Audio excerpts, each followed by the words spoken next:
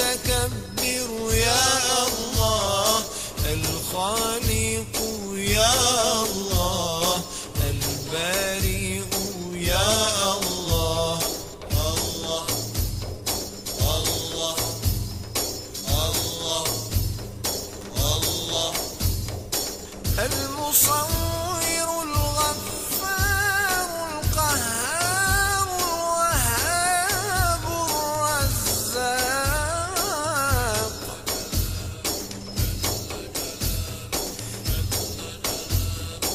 الفتاح العليم القابض الباسط الخافض الرافع. Salamu alaikum y bienvenido al tiempo de Radiópolis dedicado a la comunidad islámica de Sevilla. Un tiempo en el que abordamos desde el Islam y desde los musulmanes esta comunicación directa, sin intermediarios, y que agradecemos a la radio de Radiópolis que nos permita hablar en nombre de los musulmanes. Alhamdulillah por esta oportunidad, y agradecer a nuestro amigo Samuel, que está en los mandos técnicos, que la posibilidad de hablar. Alhamdulillah, aquí a mi lado está Delia. Buenas tardes, Delia. Assalamu alaikum, buenas tardes, la paz sea con todos vosotros. Y hoy con nosotros nuestro amigo Francisco. Buenas tardes, Francisco. Salam, Jihad, buenas tardes. En esta tarde queremos abordar algunas noticias y comentarios acerca del Islam en Sevilla, un Islam que forma parte de nuestra sociedad, una sociedad multicultural, multireligiosa y diversa, en la cual afrontamos esta libertad y esta posibilidad de ser musulmanes, con la naturalidad que debe de ser tomada, ¿verdad? Alhamdulillah, tenemos previsto hablar de cuestiones, por ejemplo, sí, nos responde,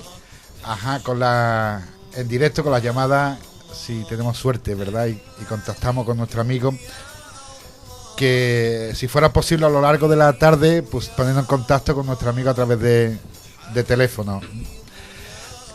Bien, hemos terminado Ramadán, hemos afrontado el mes de Ramadán, seguimos con el calor intenso en verano. Seguimos con los ayunos, Sí. Muchas personas siguen con los ayunos aún. Sí, ¿verdad? Porque se trata de recuperar lo que no se ha hecho, comentábamos, ¿verdad? Exactamente, hay muchos días que no se han podido hacer por cuestiones así que no se han podido evitar, y bueno, pues entonces esos días que no se han podido hacer el ayuno durante el mes del Ramadán, pues hay que recuperarlo, y normalmente pues se intenta recuperar, se tiene un año para recuperarlos, pero se intenta recuperar pues en el siguiente mes, que es este mes en que estamos, Chawwal. Y bueno, pues seguimos pues recuperando todos esos días que nos han faltado de hacer el ayuno. Y bueno, en Chawwal también tenemos unos 6 días muy importantes de hacer el ayuno, que se considera pues que quien hace este ayuno pues es como si estuviera hubiera ayunado todo el año. Sí, verdad que Allah ha hecho fácil la religión del Islam, y ayunando 6 días más añadido en el mes de Shawwal es como si hubiera ayunado el año entero. Y el ayuno es algo que aparentemente daña la salud, o aparentemente parece agresivo al cuerpo, pero sin embargo facilita o posibilita grandes cosas en el espíritu y en la mente, ¿verdad, Francisco? Efectivamente, yo lo que quería recordaros hoy precisamente es que esta mañana hablaba yo con un gran amigo periodista, Daniel Marín, que me recordaba, hablando del ayuno del Ramadán, que los cristianos tienen 40 días de ayuno, o los han tenido hasta hace no mucho, y que él me decía con cierta envidia: Francisco, los musulmanes llevan su religión con más coherencia y más adelante que los propios cristianos. Es decir, 40 días de ayuno, y luego está la cuaresma, que por eso viene la palabra cuaresma, y el no comer carne o comer pescado. Esto también se hace en el mundo musulmán. Y lo más bello de este mes de Ramadán, que yo le llamo el mes dulce, porque tiene que ver con la elaboración de dulces y de pasteles, es que de un confín al otro, de Marruecos a Indonesia, desde Malasia hasta el corazón de África Negra, las personas, las familias enteras hacen Ramadán de una manera extraordinariamente voluntariosa y con un gran esfuerzo, hay que decirlo, porque mucha gente cree que los musulmanes son perezosos o que no trabajan o no hacen casi nada. Hacer Ramadán, hacer ayuno, es un acto de agradecimiento, de profunda reverencia a lo inmanente y al Creador. Y esto que se hace todos los días tiene una ruptura del ayuno al caer el sol y al salir la primera estrella. Esta es la grandeza del Islam. Sí, porque Karim, Francisco, tú has hecho ya Ramadán, ¿verdad? Tú has hecho algunos días de ayuno en estos meses, ¿verdad? No me he presentado, mi nombre es Francisco y estoy en una vía, en un camino de ir conociendo, de ir aceptando y de ir admirando, ¿por qué no?, a la comunidad musulmana, no solo de Sevilla, sino a la comunidad musulmana en general, ¿no? A lo que unos llaman Dar al-Islam y otros llaman Dar al-Dawa o Dar al-Sul. Este tipo de modo de vivir y de modo de entender la trascendencia me ha hecho venir desde los mundos del turismo y del viaje, que es donde yo estoy más a gusto, hacia un mundo un poquito más personal, más espiritual. En esas andaba cuando me sorprendió el Ramadán de 2015, que es curioso como el día 17 de junio estaba marcado en todos los relojes, desde el Cairo hasta Oviedo, por decir un sitio de España, ¿no? Entonces, en mi modesta contribución me encuentro virtualmente entre dos aguas, entre los moros y los cristianos, entre los fieles y los kafires, y hago un ayuno jueves y viernes del mes de Ramadán y algún lunes, según he ido pudiendo hacer, porque amigos, también hay que decir que vivir en una sociedad moderna donde hay trabajos, estrés y mucho ruido, el ruido es un componente también que yo encuentro muy antiislámico, hacer el Ramadán, estar sereno, tranquilo y poder dedicarse a uno mismo y a los demás en Ramadán es muy difícil. Por lo tanto, al ayuno, al esfuerzo físico, a la auténtica agresión al cuerpo que hay que reconocer que hay, yo añado en este Ramadán de 2015 la incomprensión. El musulmán lucha contra la incomprensión. Gracias por tu palabra. Y ahora tenemos, parece, la conexión en directo con nuestro amigo Yacine Puerta, ¿verdad? ¿Es correcto? Muy buenas tardes. Buenas tardes, salam aleikum, Yacine. ¿Qué tal? ¿Qué tal? ¿Cómo estás? Alhamdulillah, aquí en directo en Radiopolis para que nos dé tu comentario, tu opinión, tu palabra, porque para nosotros es muy importante aquí en Sevilla conocerte. Yacine Puerta, te presento, es musulmán converso, miembro de la coalición por Melilla, diputado por Melilla. Para nosotros, musulmanes de aquí de Sevilla, nos parece muy interesante conocer a una persona como tú, que puede marcar una novedad en el Islam y en los musulmanes y en la política europea, que es que los musulmanes participan activamente en la política. ¿Qué tal? ¿Cómo se vive ser musulmán en la política española? Bueno, pues hoy en día es difícil. Lo es en Melilla, donde la mitad de la población es musulmana. Como te puedes imaginar, en el resto del territorio nacional es incluso mucho más difícil. Difícil porque además no se entiende primeramente el compromiso con la democracia y las libertades individuales que tiene un musulmán por el simple hecho de ser musulmán. Uno entiende mal que por el hecho de ser musulmán uno pues está en contra de los derechos fundamentales, de los derechos humanos, de las libertades individuales, el tratamiento igualitario a la mujer y todo este tipo de cosas que bueno, venimos también un poco a romper, ¿no? A intentar explicarle a la gente que eso no es cierto, que nosotros somos personas, somos demócratas como el que más, y de hecho si vamos a la política es precisamente para utilizar la herramienta que tenemos ahí como ciudadanos españoles, pues para poder cambiar las cosas y poder hacer de este país un país más justo, más solidario, más igualitario y sobre todo también pues más diverso, ¿no? Porque bueno, pues sí que es verdad que España ha tenido en su historia reciente, y hay que recordarlo que es su historia reciente, una tradición católica, pero pues después de haberse aprobado la Constitución española, la última Constitución española, pues se define como un Estado aconfesional, y aunque con una fuerte tradición católica, hay que recordar que en España viven ya casi 2 millones de musulmanes y que además tiene una historia tradicional que además supera incluso a la historia actual en más de 300 años, estamos hablando de los 800 años de historia de Islam en España, en la península ibérica, con Al-Ándalus, que no hay que olvidar y que además, pues de hecho, disfrutamos hoy en día. De hecho, una de las cosas que más dinero da hoy en día al Estado español en cuanto a ingresos turísticos es precisamente la mezquita de Córdoba, que se creó, se fundó durante la época de Al-Ándalus y hoy se conserva, eso sí, llamándolo mezquita catedral y con todas las, bueno, con todo el debate que hay ahora de la titularidad y etcétera, pero hoy sigue y sigue dando muchísimos ingresos a España, igual que por ejemplo también lo es la Alhambra en Granada y obviamente también en Sevilla, como no, pues hay un montón de monumentos de la época del Andaluz que se siguen visitando, ¿no? Y que siguen estando ahí en pie y que son el orgullo de España, como muchos otros monumentos y parte de nuestra historia. Alhamdulillah. Sí, y tú has comentado el hecho de la mujer participando en la política como musulmana. Sí.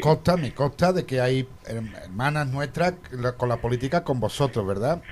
Hombre, a mí me consta de primera mano, porque de hecho mi mujer, precisamente, que fue la que me arrastró a mí a la política, no al revés, fue ella la que cuando la conocí, ella ya entraba a formar parte del arco parlamentario, fue la primera mujer musulmana con hijab que accedía a un parlamento en Europa, en este caso estamos hablando del Parlamento Autonómico de Melilla, como diputada autonómica, en el año 2005, si mal no recuerdo. Entró y la verdad que formó un gran revuelo, ¿no? Sobre todo a nivel internacional. Hubo muchísima prensa interesada en saber cómo era posible esto de que una mujer musulmana con el hijab pues llegara a ser una representante autonómica y bueno, y cómo había llegado a la política y qué tipo de ideas traía y etcétera, etcétera. Y luego, bueno, pues todo se fue diluyendo cuando se vio pues que, bueno, pues que todos somos personas, somos iguales que los demás y que lo que venimos a buscar en política es lo que todo el mundo debería buscar, que es pues eso, mejorar nuestra sociedad con el granito de arena que aportamos. Mi mujer, eso sí, sirvió para romper esa imagen de mujer sumisa, de ama de casa, de que de poco estudiada. Mi mujer pues tiene estudios superiores, licenciada, además con dos carreras, una mujer súper preparada, habla 5 idiomas. Bueno, yo te voy a hablar de mi mujer. Pero, quiero decirte que vino a romper esa imagen, ¿no?, de la mujer musulmana con el pañuelo que se tiene aquí en España, pues eso, de una mujer con pocos estudios, ama de casa, supeditada a lo que diga su marido, que no levanta la voz un milímetro para decir nada sin permiso de su marido, y ese tipo de ingeniería que existe en España y que, bueno, pues poquito a poco, inshallah, estamos intentando acabar con ella, ¿no?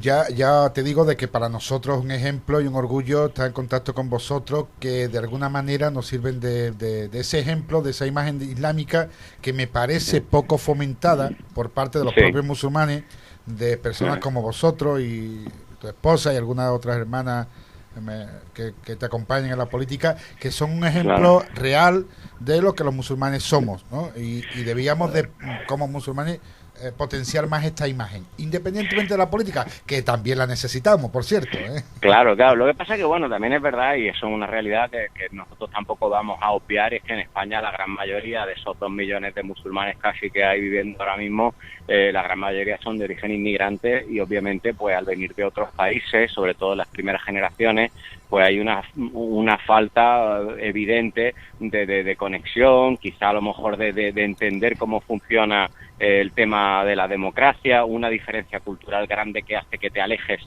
de esos sistemas que tú puedes luego utilizar, representativos, ¿no? Esto de meterte en política, pues a lo mejor una persona que acaba de llegar de un país extranjero donde la participación en política, incluso en algunos casos, está perseguida, si no es participando activamente en pro del gobierno que hay en ese momento, pues claro, puede parecer un poco que te echa para atrás. La gente incluso entiende que meterse en política es meterse en problemas y mejor no meterse en problemas. Si recientemente has recibido tu nacionalidad, pues no quieres meterte en problemas para no perderla. Si la estás buscando, no quieres meterte en problemas para no perder la oportunidad de que en un futuro puedas tenerla. En fin, ese tipo de cosas son las que hacen que al final, bueno, pues uno obviamente termine por no querer meterse en problemas, no querer meterse en política y demás. Pero claro, en Melilla el 50% de la población que es musulmana, en casi el 100% de ella es de origen nacional, es decir, Melilla, los musulmanes estaban allí antes incluso que los españoles.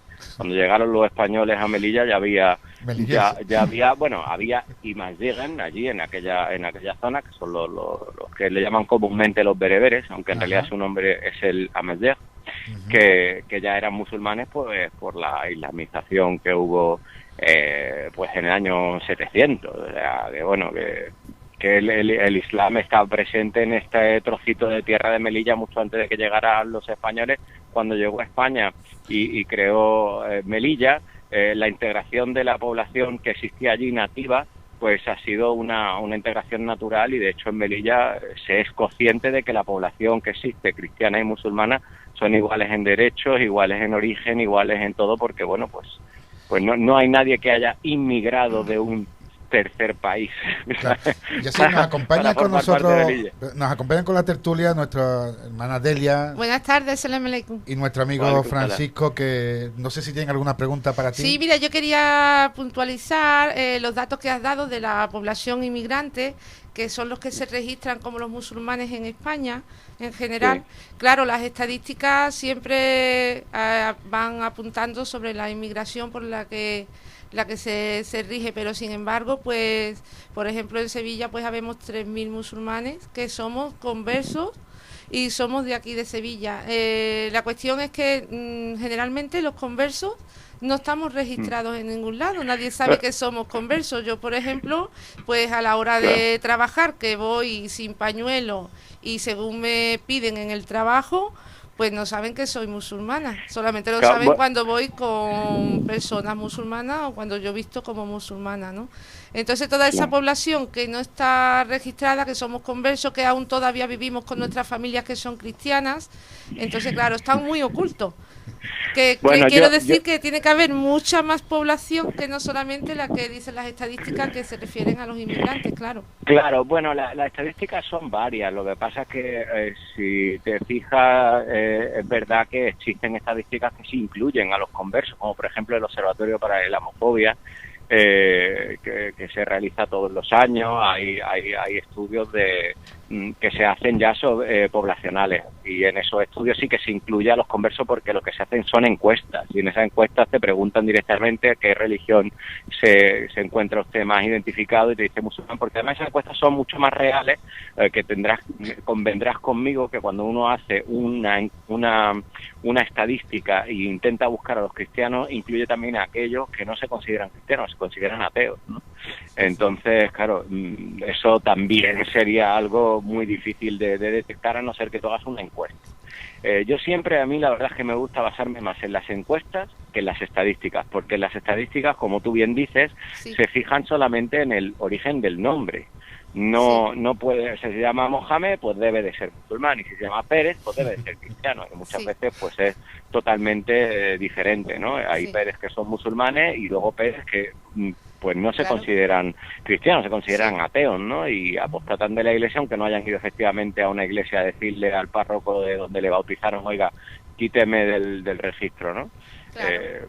Bueno, lo he hecho. O sea, que a mí, si vas a mi parroquia, la parroquia donde a mí me bautizaron, seguramente dirán que yo soy católico, porque el bautismo es una, ¿cómo le llaman ellos? Es un de esto que imprime carácter, o sea que bueno, que estamos hablando de algo que es evidente, ¿no? Que es natural, pero sí es verdad que sí existen encuestas, y en esas encuestas siempre se habla de casi 2 millones de personas. Si se habla solamente de lo que son las estadísticas, llegan casi a 1,5 millones, pero no superan el 1,5 millones. Sí, pero son encuestas que se hacen por la calle, ¿no? Porque, por ejemplo, las mezquitas no veo yo que vengan a hacer muchas encuestas. No, las encuestas se hacen sobre muestras de población, eso es una ciencia en sí misma, o sea que no, se hace una muestra de una población que es representativa del universo. Esto es una ciencia, la sociología, ¿no? Hay expertos de eso, o sea que no hay problema, que lo hacen bien, pues, y con un margen de error y con su ficha técnica y todo, y además tienen una subvención del Estado precisamente pues para ninguna encuesta hubiera acertado con los resultados políticos, que no os daba a vosotros ninguna posibilidad, recuerdo, ¿verdad? o algo No, así. bueno, a Estas nosotros encuestas también la- muchas veces, ¿verdad? No, pero tenemos una pregunta de Francisco, que no quería que se olvidara, Sí. ¿verdad? Adelante, Claro, Francisco. Ya sí, buenas tardes. Mi nombre es Francisco. Estabas Ok, comentando cómo los inmigrantes o la población musulmana es casi toda de origen inmigrante. Y yo creo que estamos en una fase todavía muy temprana, ¿no?, de lo que llamaríamos una consolidación del Islam europeo. Este dato o este concepto me parece más interesante comentarlo, a ver qué te parece. Creo que tenemos que esperar a una segunda generación y a una asunción de deberes y derechos por parte de los musulmanes que están en España, y que, claro, el componente étnico religioso es importante, es el que nos define, ¿no? Pero a partir de ahí podemos y debemos exigir y pedir que se haga un trato, es decir, una extensión de la democracia a todos los grupos, a los minoritarios también. ¿Qué te parece? Hombre, sí, efectivamente, tienes mucha razón. Aunque aquí en España ahora mismo todavía la gran mayoría sea de origen inmigrante, es verdad que poco a poco se van perdiendo las primeras y segundas generaciones, y a partir de la tercera generación ya no se puede considerar a una persona de origen inmigrante. Está perfectamente dentro de la sociedad en la que vive, ha ido a la escuela con los demás, comparte la cultura. De hecho, en su casa es verdad que todavía pueden seguir siguiéndose algunas tradiciones, pero la mayor parte de esas tradiciones son de corte cada vez más religioso y menos cultural. Y entonces se convierte en algo que a nosotros nos identifica como musulmanes, pero seguimos pues celebrando y teniendo tradiciones de nuestro país en el que vivimos, ¿no? Es cierto que el Islam en Europa en general tiene que sufrir un cambio, y tiene que sufrir un cambio, como tú dices, hacia ese Islam europeo, que muchas veces se entiende mal. Cuando se suele decir Islam europeo, hay mucha gente que piensa que de lo que estamos hablando es de cambiar el Islam para hacer uno nuestro propio. Eso no es así.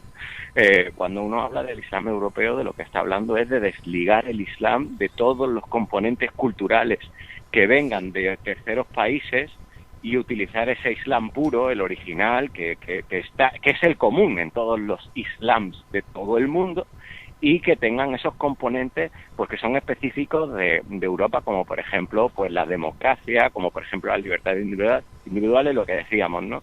En Melilla esto lo entendemos muy bien, porque aunque mucha gente piense que en Melilla hay una exacerbación de tradiciones marroquíes, por ejemplo, Melilla no tiene ese problema, porque primero que los imagyigues no se sienten cercanos a Marruecos. Marruecos nunca los ha querido, de hecho, y ellos no se sienten cercanos a las tradiciones marroquíes, tienen sus propias tradiciones, y es una cultura que está tan embebida en Melilla en sí misma como territorio, que todas las disfrutan. Musulmanes y no musulmanes tienen esas tradiciones que son de origen bereber, con lo cual al final el Islam, como tú dices, se convierte en algo europeo, algo de aquí.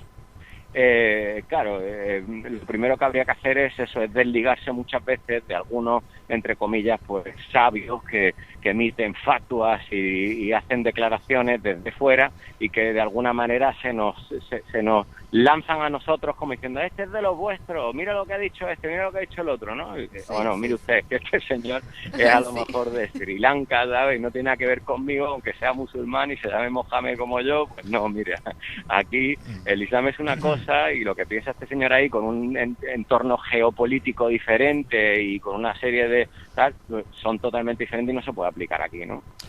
Bueno, Yassine, pues tenemos que terminar la entrevista. Desde luego agradecerte la participación, porque nos da la oportunidad de conocer en Sevilla de primera mano una visión del Islam que yo creo que nuestros oyentes no conocían de manera tan directa. Espero que estas participaciones sean cada vez más a menudo, porque nos hace falta ese ejemplo que ustedes personalizáis, un ejemplo de musulmanes conscientes de lo que son y activos en la sociedad, en este caso en una parte de la sociedad tan importante como lo es la política, ¿no?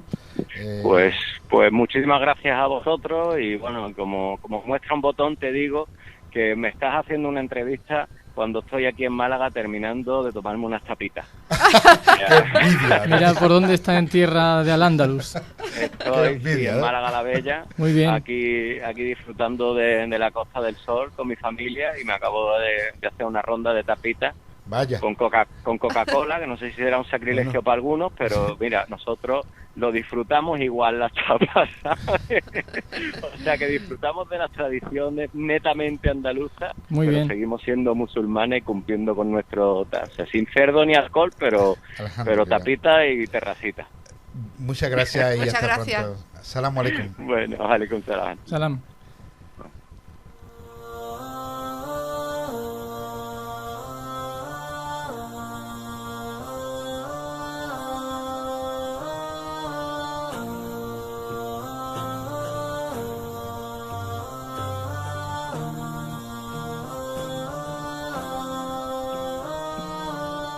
I was a foolish little child, crazy things I used to do, and all the pain I put you through. Mama, now I'm here for you, for all the times I made you cry, the days I told you lies. Now it's time for you to rise, for all the things you sacrificed. Oh, if I could turn back time, rewind, if I could make it undone, I swear that I would make it up to you.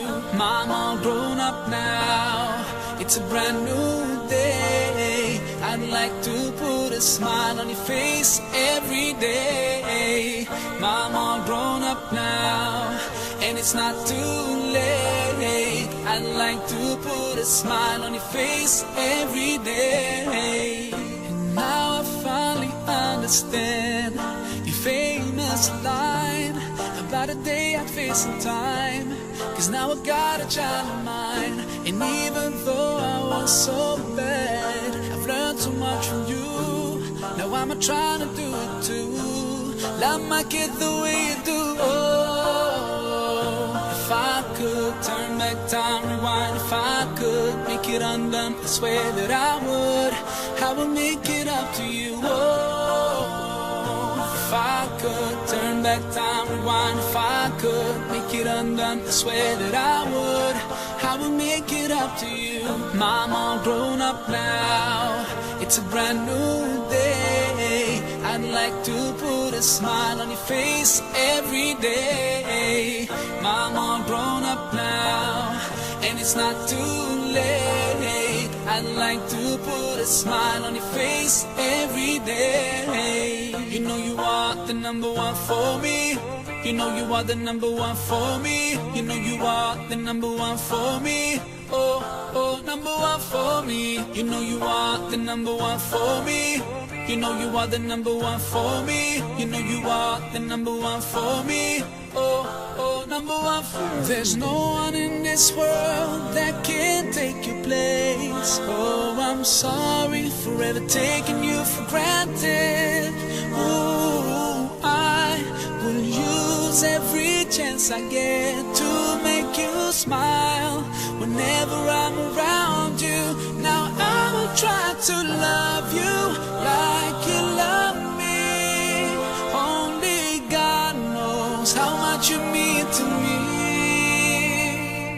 Oh, if I could turn back time, rewind, if I could make it undone, I swear that I would make it up to you.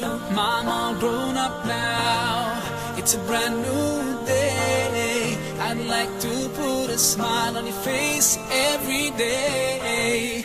Mom, all grown up now, and it's not too late. I'd like to put a smile on your face every day. Mom, all grown up now, it's a brand new day. I'd like to put a smile on your face every day. Mom, all grown up now, and it's not too late. I'd like to put a smile on your face every day. The number one for me. The number one for me. The number one for me. Oh, oh, number one for me. Salamu alaikum, de nuevo con vosotros en este tiempo de radio de la comunidad islámica en Sevilla. Un tiempo de radio dedicado a los musulmanes que agradecemos la oportunidad, porque no es frecuente que como musulmanes nos dejen participar, ¿verdad? Y disfrutamos este tiempo a pesar del calor, a pesar de las vacaciones, en buena compañía, en compañía de Delia y de Francisco. Francisco es una persona que tiene un proceso, a mí me gusta llamarlo islamizante, en cuanto que se acerca al Islam, ¿no? Yo espero que pronto haga la shahada, eso es una ambición personal, y si no la hace, bueno, pues bueno, es una persona que en este momento tiene una visión del Islam desde fuera, y él le hace de esta manera tener una visión, al ser desde fuera, no implicada, ¿no? en esta, una visión sesgada del Islam. Me gustaría comentarte, Francisco, qué te ha hecho, si podríamos destacar algo característico que te acerca al Islam. Tú comentabas antes los viajes, algo concreto que tú puedas decir, mira, esto es lo que más destacaría yo del Islam en general. Sí, me interesa el aspecto cultural y el aspecto social en un principio, ¿no? Ideas que pueden venir ahora mismo a sacudir un poco el panorama, en el sentido de que Islam es también una llamada al igualitarismo entre unos y otros, aunque suene extraño, pero ese igualitarismo de todos los creyentes frente a algo superior. Digo algo y no alguien, pero no vamos a entrar en disquisiciones de tipo metafísico. Para mí, tener un país como Marruecos tan cerca, tener un acceso a lugares más o menos santos como Kairouán en Túnez, o recibir estudiantes de Irán o de Egipto y empezar a entenderme con ellos y tener amistades propias como yo tengo de Marruecos, como son Yassin o son Nejan o es Mustafa o Marwan, personas con las que yo he estado interactuando como estudiantes de ingenieros o como muchachos que sencillamente están buscándose la vida en España, me ha hecho ir modificando mi manera de mirarles y de entenderles, ¿no? No hablo de las mujeres porque en este caso siempre hay un doble muro, ¿no? El muro del género y del sexo y el muro de la religión y de la cultura. Del año pasado a este he ido cambiando en cuanto a que os cuento que yo he estado viajando por Turquía este verano pasado y he encontrado un país fascinante, que ya conocía por cierto, pero que he encontrado, como diríamos, en pleno desarrollo. Es como si los millones de turcos y de creyentes quisieran tener un país fuerte y unido a sus creencias. Esto ya para mí es suficiente para, ¿por qué no?, para querer que mi país también tenga esas ganas de tirar para adelante, ¿no?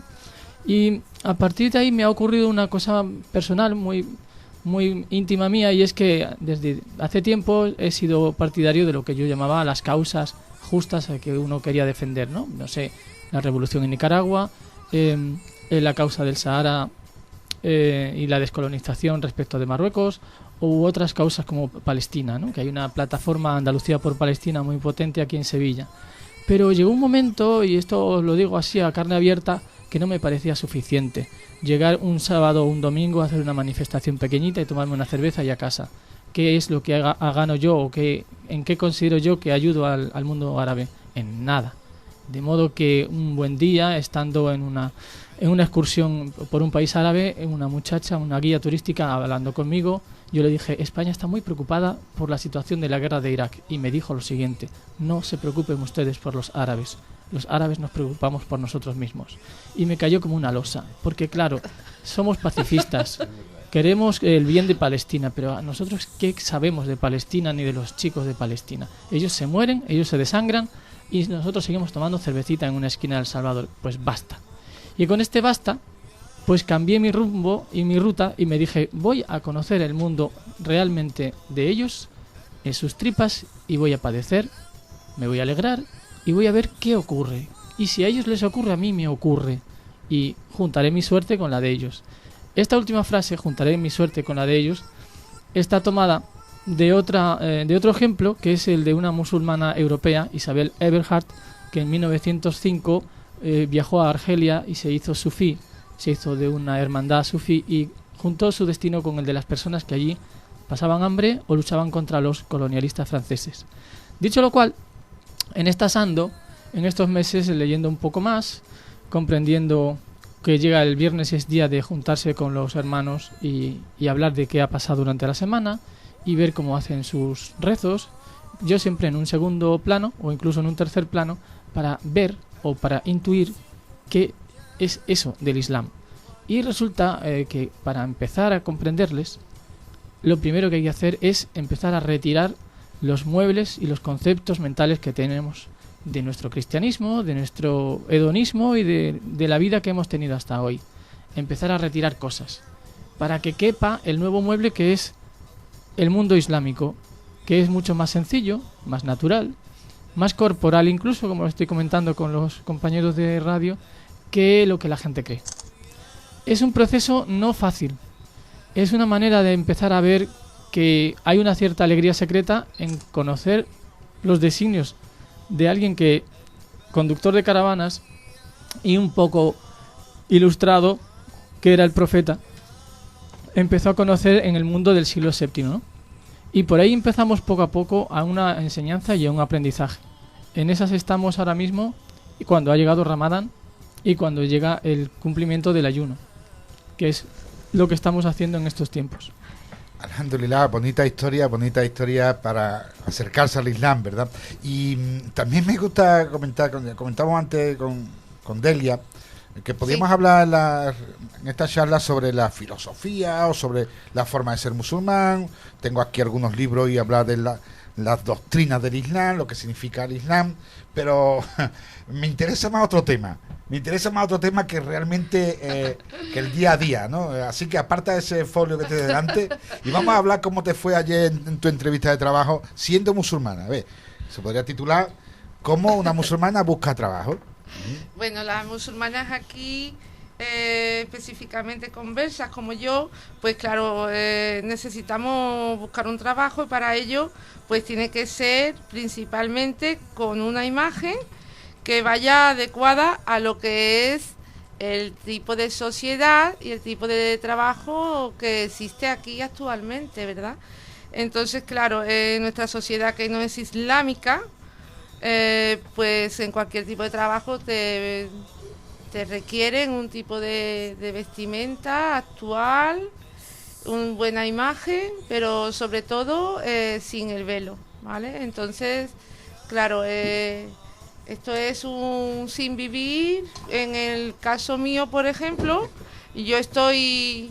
mi vestimenta es musulmana con velo y la ropa es totalmente prudente, se puede decir, pero claro, cuando tengo que asistir a un tipo de... En Sevilla, recordemos que estamos hablando de Sevilla. Estamos hablando de Sevilla, bueno, yo creo que sucede en toda España. ¿El calor de Sevilla no? Bueno, el calor de Sevilla vamos a ver, lo que sucede en toda España es que, claro, las musulmanas de aquí, igual que las musulmanas inmigrantes, pues poco trabajo pueden encontrar aquí con velo, o sea, pueden encontrar trabajo mayormente sin velo.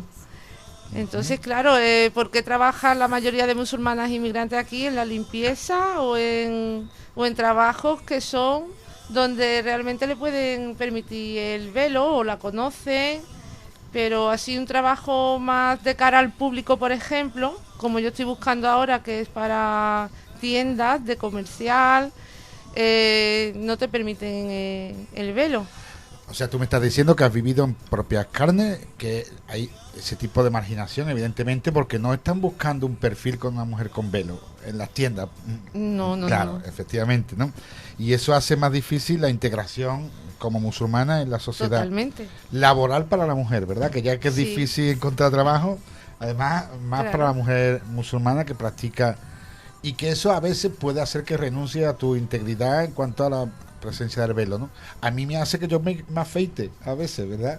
Claro, también. Bueno, yo quisiera hablar también que las mujeres conversas, ya que pasamos este gran paso que es de no usar el velo nunca, de ir en tirantas, en faldas por la rodilla, de ir natural, normal, como se considera aquí normal en nuestra sociedad, a pasar a llevar un velo, una ropa mucho más tapada, pues claro, ya eso es un hándicap que como musulmana una tiene que atravesar, ¿no? Hay que prepararse y atravesar, comprender el Islam y sentir lo que hay que sentir con esta ropa especial. Una vez que se pasa eso, ahora tienes que interactuar en esta sociedad, es el segundo paso. Entonces, claro, son dos pasos que son importantes Incluso, aunque pienses, hay muchas musulmanas que piensan que no es necesario llevar velo. Por supuesto, si tú tienes una creencia y haces todos tú sigues todas las sunnas, sigues los pilares, sigues las buenas acciones que tienes que hacer y sigues todo tu camino correcto, no tienes por qué llevar el velo, puedes optar por no llevar el velo.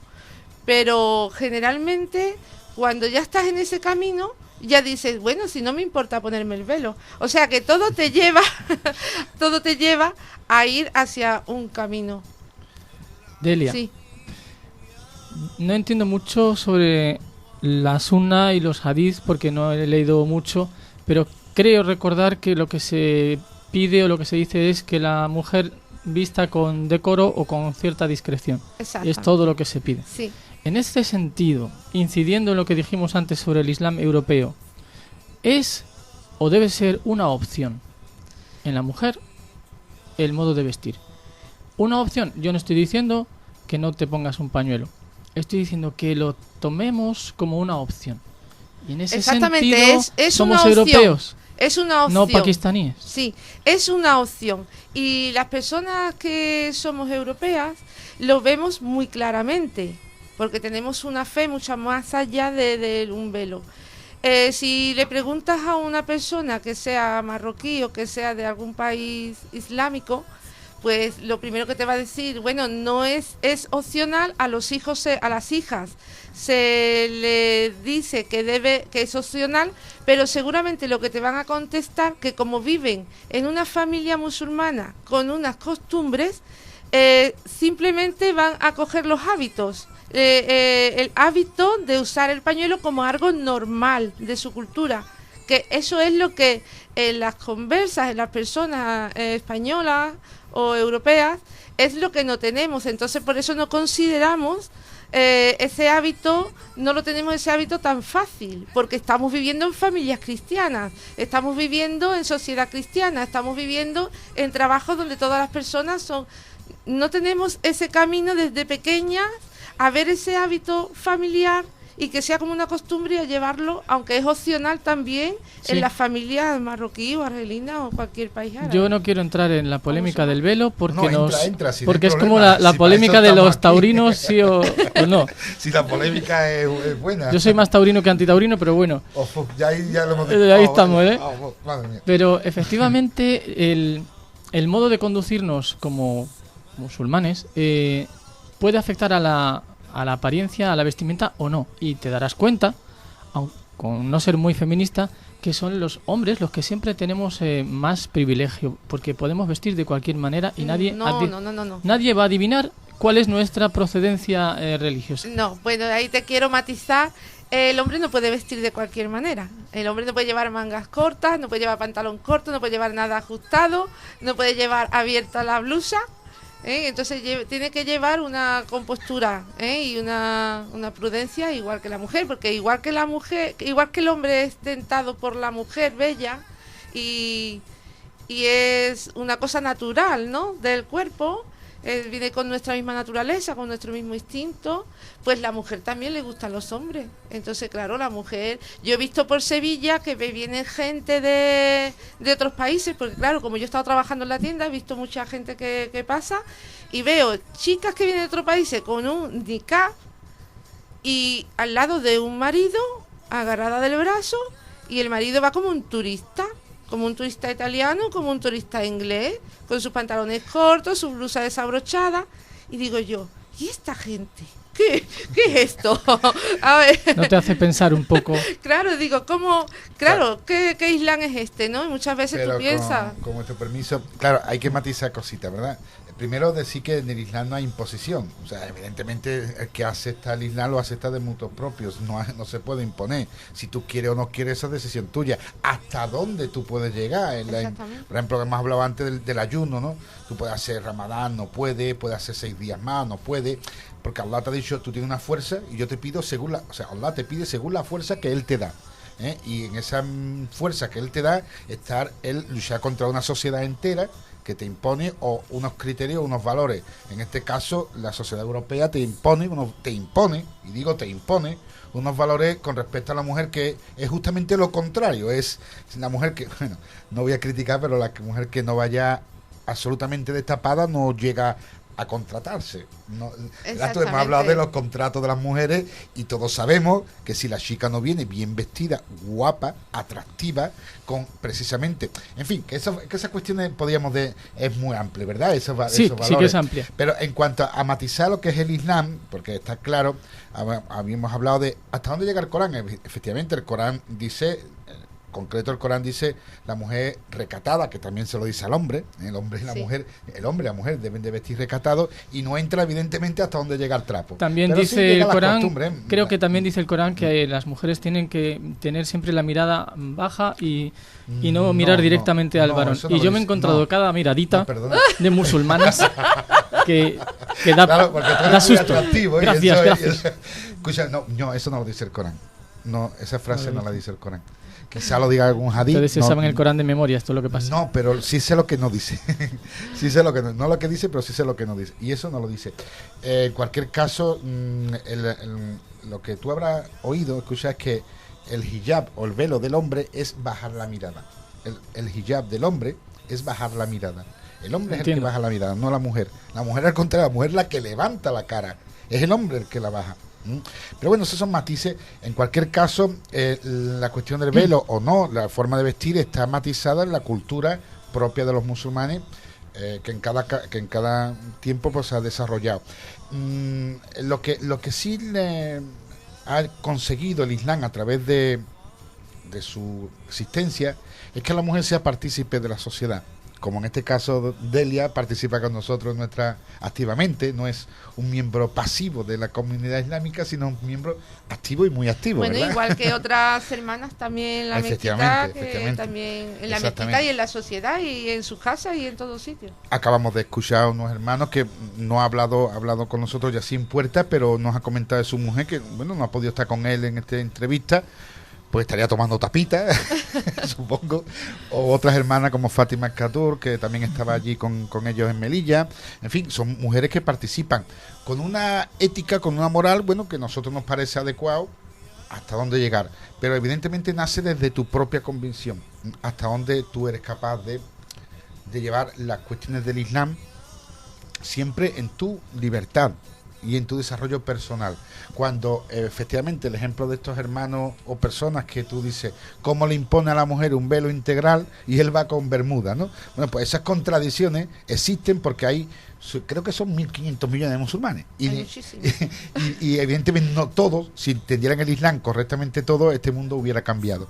Hay muchas contradicciones entre las sociedades, entre las personas, entre los miembros de la comunidad islámica.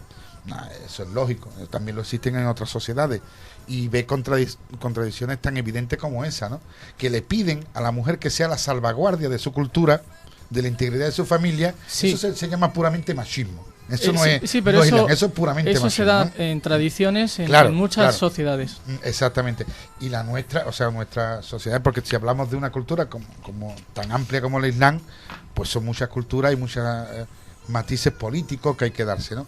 Nosotros, los andaluces, yo quisiera matizar el hecho de que yo soy musulmán porque soy andaluz. Y siendo andaluz, soy musulmán. Me encuentro perfectamente integrado en el Islam porque soy musulmán. O sea, porque soy andaluz. Sí. Y soy perfectamente musulmán en cuanto que soy andaluz. Yo no soy árabe. Yo no y de hecho, si fuera árabe, yo creo que perdería parte de mi Islam. Yo soy profundamente musulmán porque me identifico profundamente con la cultura andaluza. Y de hecho, esa es nuestra lucha, nuestra ventaja sobre cualquier. Hemos hablado antes de la cultura andaluza en cuanto a monumentos, ¿verdad? Se ha nombrado aquí en este episodio la Giralda, la Mezquita de Córdoba, Alhambra de Granada, pero nos olvidamos siempre de la cultura inmaterial, cultura del pueblo, de la cultura de cómo se educan la gente, cómo se comportan unos con otros, cómo se manifiestan. Esa cultura nuestra andaluza es la que me ha llevado a identificarme como musulmán. Yo no me he convertido al Islam, yo me he reconocido. Muchas veces me hace gracia la palabra esa, conversar, sí, ¿no? es que... Los andaluces conversamos mucho, ¿eh? Conversamos mucho. Bueno, generalmente se está diciendo ahora regresado. Bueno, también me gusta. Sí, se usa esa palabra, regresado. Pues tampoco, porque eso me suena a serie americana. Sí, los sí, que regresan, es que suena, no. suena muy raro. A mí me gusta decir, me he reconocido. Yo me he reconocido como lo que soy hoy. Me reconozco, soy musulmán. Yo no lo sabía, pero ahora sé lo que soy. Porque antes... bueno, yo viví en una sociedad en la que estaba prácticamente, no prohibido, pero evidentemente era muy difícil acceder a otra cultura que no fuera la católica. Nadie leía el Corán, o un día me acuerdo cuando cayó en mis manos el libro ese Bhagavad Gita, ¿no? Lo leí como si fuera algo guau, sí, nos ha pasado increíble, ¿no? Increíble. Leer estas cosas. Sí, y yo recuerdo que en esta época era imposible leer algo que no fuera el catolicismo, ¿no? Y de pronto me encuentro con que me identifico, oye, pues mira, esto es lo que yo me siento. Estas son las palabras que Allah ha dirigido al profeta Muhammad sallallahu alaihi wasallam hace 1400 años, que son las respuestas a mis preguntas de hoy. Por eso el Islam tiene actualidad, porque es un mensaje de Allah al ser humano, sea hombre o mujer, directamente. Y que yo espero que tú escuches y que el próximo programa te llamemos Karim. Efectivamente. Nos quedan pocos minutos, ¿verdad? Nos dicen que...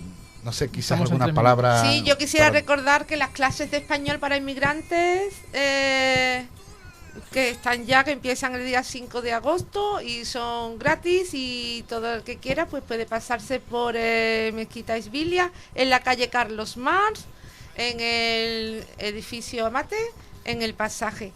Y bueno, cualquier mujer que quiera puede venir los días por la tarde o los días el día viernes cuando hacemos la yuma, y allí estaré para poderlas informar, y el día 5 pues empiezan las clases. ¿Y qué más? ¿Hay alguna cosita más? Clase de español para inmigrantes. Clase de español para inmigrantes. Alhamdulillah, si alguien conoce algún inmigrante que lo necesite y tal, pues ya sabe dónde dirigirse. Y bueno, que también vamos a comenzar las clases de Corán y de árabe muy pronto. Estamos esperando ya tener... Y dice que se titula gratis, ¿verdad? Gratis. Es bonito el nombre del curso. Del curso. Gratis. Gratis, ¿no? Sí, y Francisco, ¿alguna Las cosa? clases de árabe las da el viernes. Todavía no sabemos cuándo se van a dar, porque todavía están las hermanas de viaje, entonces estamos esperando que regresen y empiezan en cuanto regresen ellas. Pero Muy ya bien. sí estamos anotando las personas que están interesadas en darla. Sí, me va a interesar. Te voy a apuntar. Bien, nos despedimos ya sin más tiempo para esto. Muchas gracias por habernos oído. Esperamos vernos pronto. Gracias. Salamu alaikum. Hasta pronto, inshallah. Salamu alaikum. Salam aleikum. إذا ما خابت جهودنا نقف ببابك ونترجاك بسجودنا نرجو ثوابك إذا ما خابت جهودنا نقف ببابك ونترجاك بسجودنا إحنا عبادك وأنت الله معبودنا وإحنا صفوف الفجر ما نخلف عهودنا نحزن على اللي معانا ما التقى بك نحزن على اللي معانا ما التقى بك مهما جيت أوقات محسوبة على قول